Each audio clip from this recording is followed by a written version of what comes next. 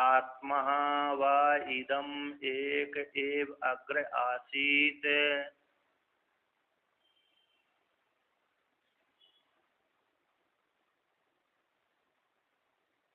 न अन्यत् किंचन मिशत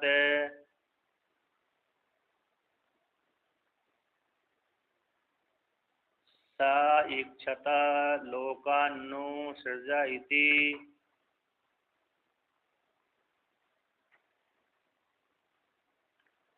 तो यहाँ पर कहते हैं, श्रुति कहती ओम, यहाँ पर जो शब्द दिया है वह तो कैसा है, अरे जोड़ दिया जाता है, क्योंकि श्रुति का सीधा सीधा श्रुति का सीधा ओमकार नहीं है।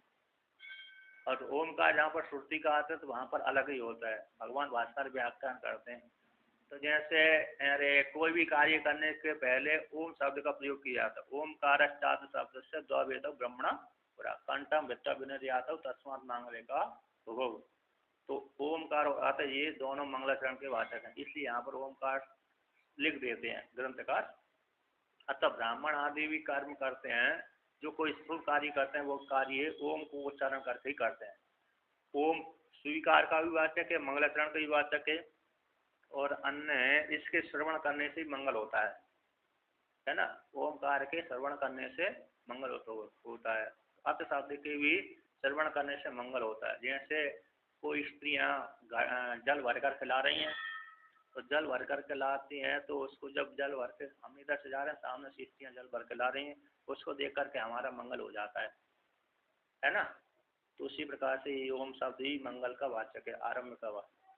अब यहाँ पर कहते हैं आत्मा वही इदम एक एव अग्र आसीत, जो आत्मा है व्यय है, निश्चित रूप से व्यय यहाँ पर जो क्या है अवधारण करने के लिए।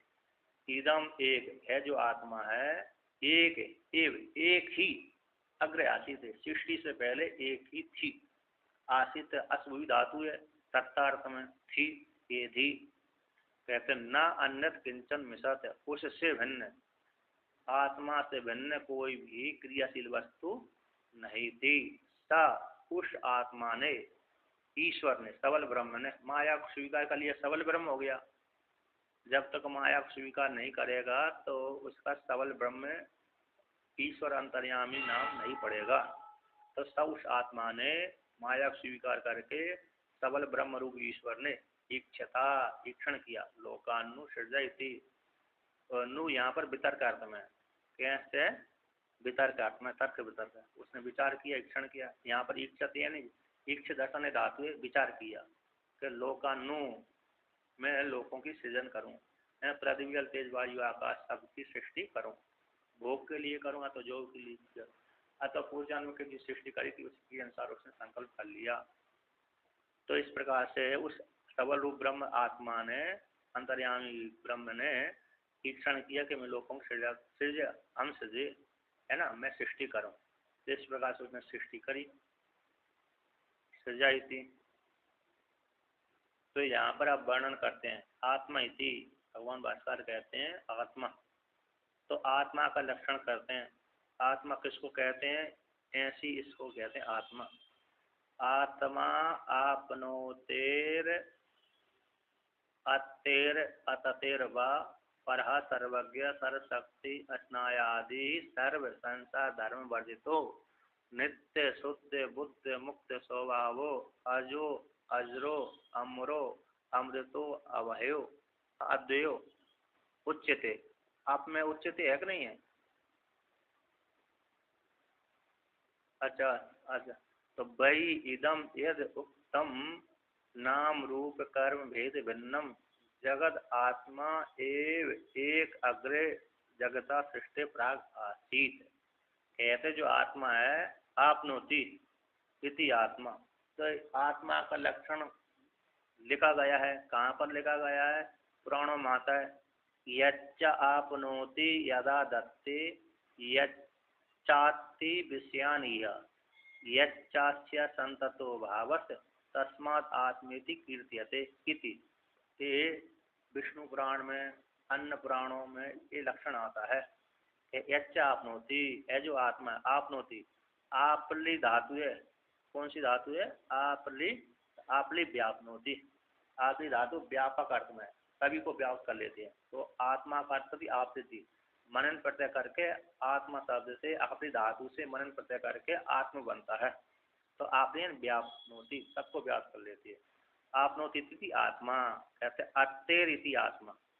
तो दूसरी धातु से आत्मा बनता है कैसे? अधभक्षणे, अदादि गण की पहली धातु है, तो अधभक्षणे सभी को खा जाती है।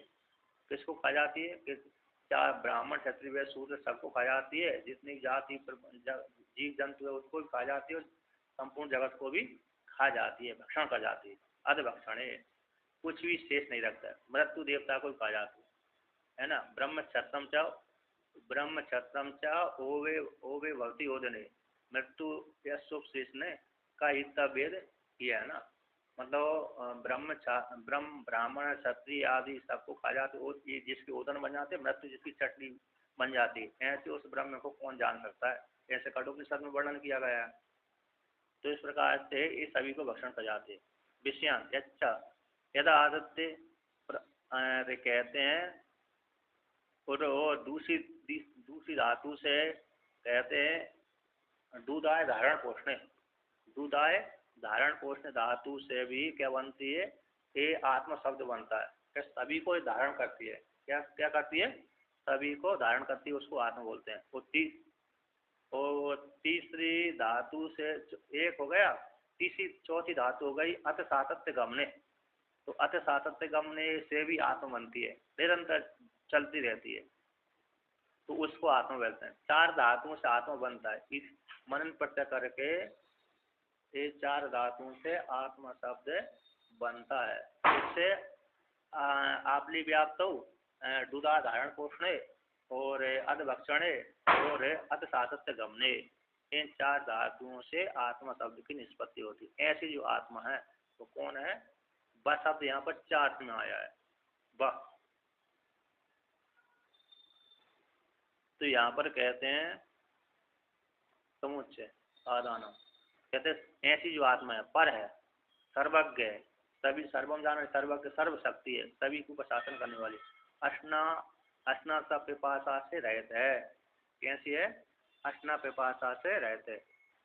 आपसी, और आपसी यहाँ पर ज्ञान का भी वाचक है। आपसे ज्ञान और व्याप्ति दोनों को, जो आपसी शब्द लिया ना यहाँ पर भगवान भास्कर ने, टीकाकार उसका अर्थ करते हैं, अरे आपसी शब्द ज्ञान और व्याप्ति दोनों का वो बोध कराने वाला है। सत्य स्फुरण के द्वारा भी, सत्य और स्फुरण के माध्यम से भी इस आत्मा सभी को व्याप्त कर लेती है।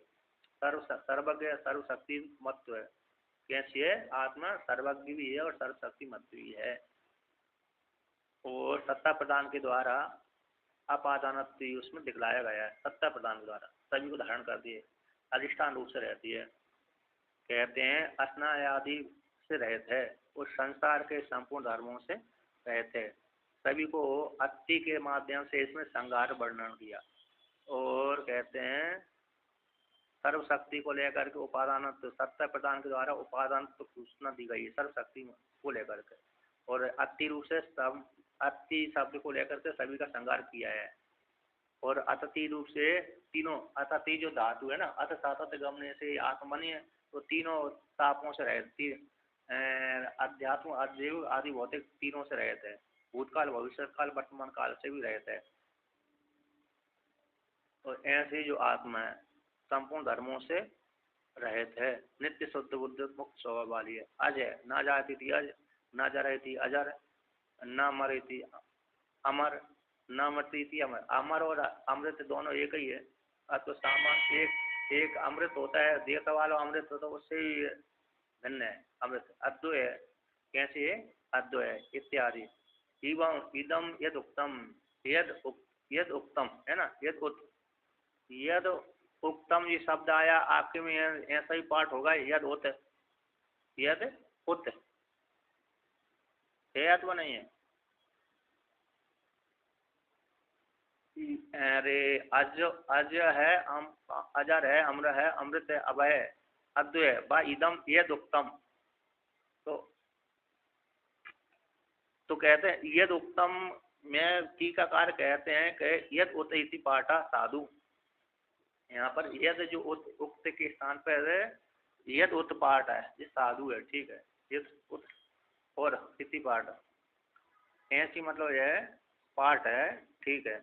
यद उक्त के स्थान पर यद होता है ना, पहले उत्तम का अर्थ होता पहले कह दिया गया है, यद उत्तम पहले कह दिया गया। यद होता मतलब जो आत्मा इस प्रकार से धर्म वाली है, और ही होते यानी और शब्द का अर्थ होता विकल्प है, आत्मा इस प्रकार से है और इस प्रकार से इस प्रकार के स्वभाव वाली है। तो नाम रूप कैसी है, यद उत्तम यद उत जो आत्मा है कैसी है, नाम रूप कर्म भेद भिन्नम, नाम है रूप है, देवदत्त नाम हो गया, रूप हो गया गोरा काला, और कर्म हो गया क्रियति कर्म, तो भेद से भिन्न है।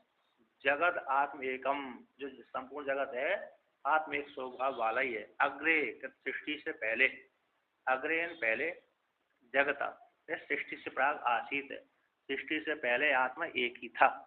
जो जगत की सृष्टि से, अब जगत के पश्चात जब आत्मा सृष्टि कर दी तो नाम रूप आदि के द्वारा दिखने लगा। पहले सृष्टि से पहले आत्मा एक ही थी, वो भी कैसी थी, नाम रूप से रहे थे और सभी को व्याप्त करने वाली थी, तत्त सामान्य रूप से अवस्थित थी। अब यहाँ पर कहते हैं किम नाइदानिम स एवेका, पहले सृष्टि से पहले आत्मा एक ही थी, क्या वर्तमान काल में एक नहीं है।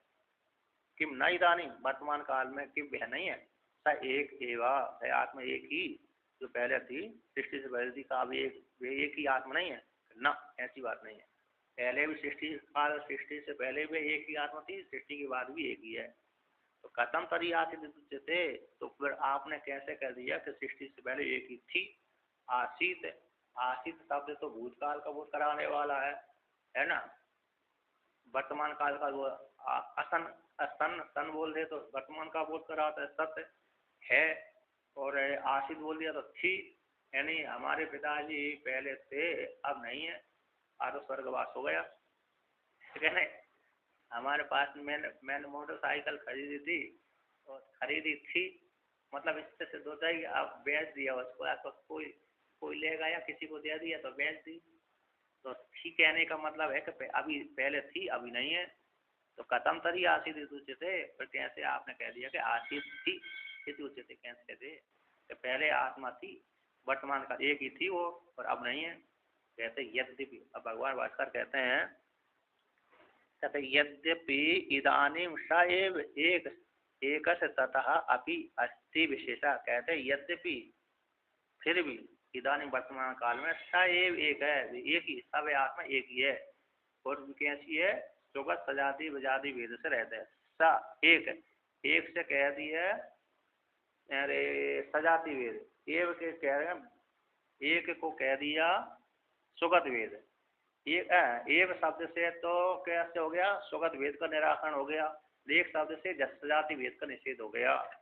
तो सुगत सजाति और विजातीय से रहित है वो, कहते सुगत, और एक शब्द से कैसे कर दिया, एक से कर दिया सजातीय और एक शब्द के द्वारा विजातीय वो से सुगत भेद।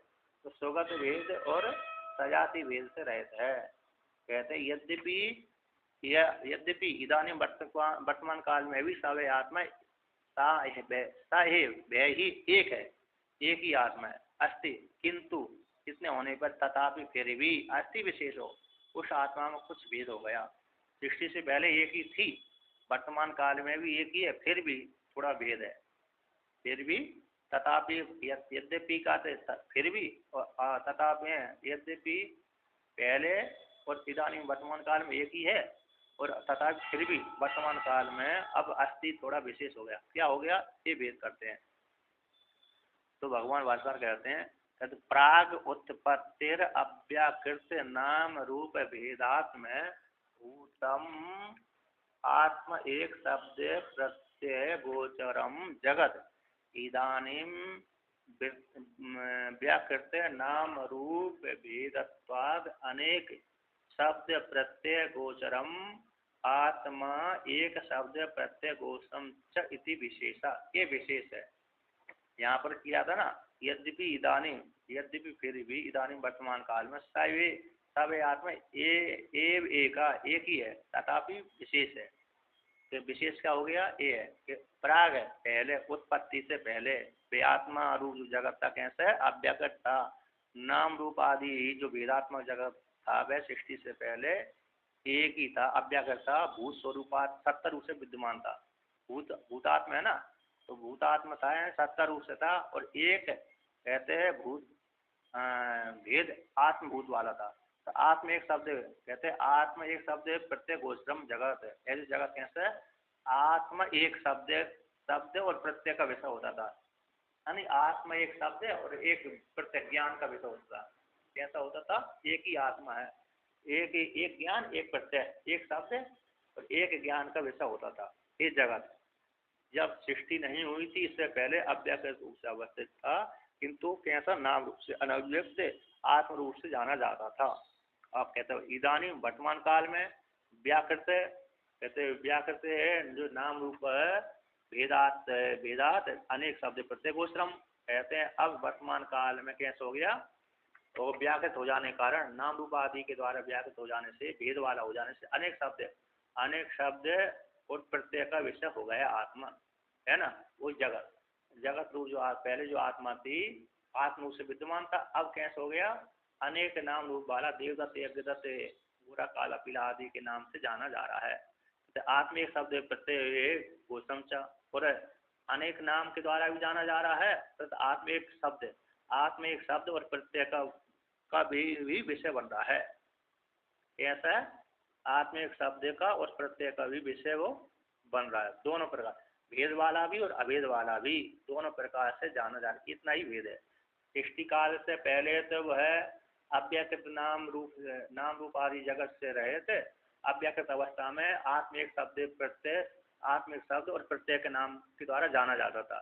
और सृष्टि काल के बाद मतलब सृष्टि होने के पश्चात नाम रूप आदि भेदात्मक रूप से भी जाना जा रहा है, और अनेक शब्द प्रत्यय का विषय बन रहा है।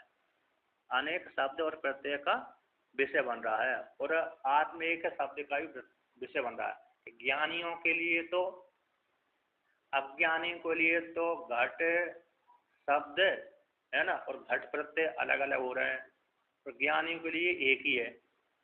घट शब्द आत्मा से भिन्न नहीं है। अज्ञानियों के लिए भिन्न भिन्न से प्रतीत हो रहे हैं, अज्ञानियों के लिए अभिन्न रूप से प्रतिपादन हो रहा है, जाना जाता है। जो गोचर शब्द है ना भाव प्रधान रूप से स्वीकार किया गया है। तो यहाँ पर कहते हैं आत्मिक शब्द है, जो आत्मिक शब्द वह विवेकियों को विषय करने वाला है ना। आत्मिक शब्द कैसे, आत्म प्रत्यय गोचर विशेष है। ब्रह्म ज्ञानियों के लिए तो वह एक ही आत्मा से भिन्न कोई दूसरा जगत दिखता ही नहीं है। ऐसे योग वाशिष्ठकार कहते हैं कि जो भी जगत आदि प्रपंच दिख रहा है वह आत्मा से भिन्न है ही नहीं है। और कहते हो अविद्यावस्था में तो नाम रूप आदि जगत को अलग अलग प्रतीत का विषय बनता है ना। तो यहाँ पर कहते हैं इस जैसे सुसुप्ति, जैसे उदाहरण दिए यहाँ पर कि सुसुप्ति से पहले जैसे जगत दिखता था और सुसुप्ति काल में जैसा है, तो सुसुप्ति काल में आत्म रूप से था, है ना। सुसुप्ति काल में कैसा है, जगत आत्म रूप से था। और सुसुप्ति के पश्चात जागृत अवस्था में आ जाता है तो देवदत्त यज्ञदत्त नाम रूपा गोरा काला आदि दिखता है। तो जिस प्रकार से अरे सुसुप्ति अवस्था में आत्म रूप से था, उसी प्रकार से यहाँ पर भी जाना जाता है। तो आत्मा एक ही था, है ना। तदानीं उस काल में आत्मा एक ही आशित था, ऐसा अर्थपत्ति प्रमाण आदि के द्वारा जाना जाता है। सुसुप्ति काल में भी आत्म तत्व रूप से था और सुसुप्ति से उठने के पश्चात भी आत्म रूप से ही है। तो किंतु जागृत अवस्था में आकर के भिन्न भिन्न रूप वाला भी दिख जाता है अज्ञानियों के लिए, और ज्ञानियों के लिए तो दोनों में समान दिखता है ना। सुसुप्ति काल में जैसे आत्म तत्व रूप से जाना जाता है, उसी प्रकार जागृत अवस्था में भी ज्ञानियों के लिए आत्म रूप से जाना जाता है। ज्ञानियों में भेद है और अज्ञानियों के लिए भेद रूप से, और ज्ञानियों के लिए अभिन्न रूप से जाना जाता है। इतना ही मात्र विशेष भेद है। तो सृष्टि से पहले ऐसा था और सृष्टि के बाद ऐसा दिखने लगा। यहाँ विशेष शब्द दिया ना, विशेष शब्द का यही है। तो ज्ञानी अज्ञानी को लेकर कहा सृष्टि से पहले अरे आत्मा एक ही था और नाम रूप से रहित था, और आत्म शब्द और आत्म प्रत्यय का विषय बनता था। और सृष्टि के बाद अनेक नाम रूप वाला और आत्म शब्द और आत्म प्रत्यय वाला होता है। और ज्ञानियों के लिए सृष्टि के बाद भी एक ही आत्म रूप से आत्म शब्द आत्म प्रत्यय जाना जाता है। सब ज्ञानियों के लिए थोड़ा भिन्न भिन्न रूप से जाना जाता है, ये विशेष भेद है। अब आगे कहते हैं, यहाँ पर उदाहरण देते हैं, उसी को उदाहरण के द्वारा समझाते हैं। यहाँ पर जो आत्म शब्द है ना, आत्म शब्द कैसे है, ईश्वर का वाचक है, क्योंकि माया को स्वीकार किया गया है। माया को स्वीकार कर लेने से वह उसमें सर्वज्ञत्व धर्म आदि भी है। यहाँ पर टीकाकार कहते हैं अथवा तो यथोक्त ईश्वर का आत्मिक शब्द और आत्मिक प्रत्यय वाले हो जाते हैं, जान लेना चाहिए। आत्म शब्द से यहाँ पर आत्मिक शब्द और आत्मिक प्रत्यय ज्ञान, प्रत्यय ज्ञान है ना, आत्म शब्द का विषय और आत्म प्रतीति ज्ञान का प्रतीति का विषय हो जाता है। अतः ईश्वर का वाचक आत्मा है, सबल ब्रह्म है ना, सबल ब्रह्म ही यहाँ है।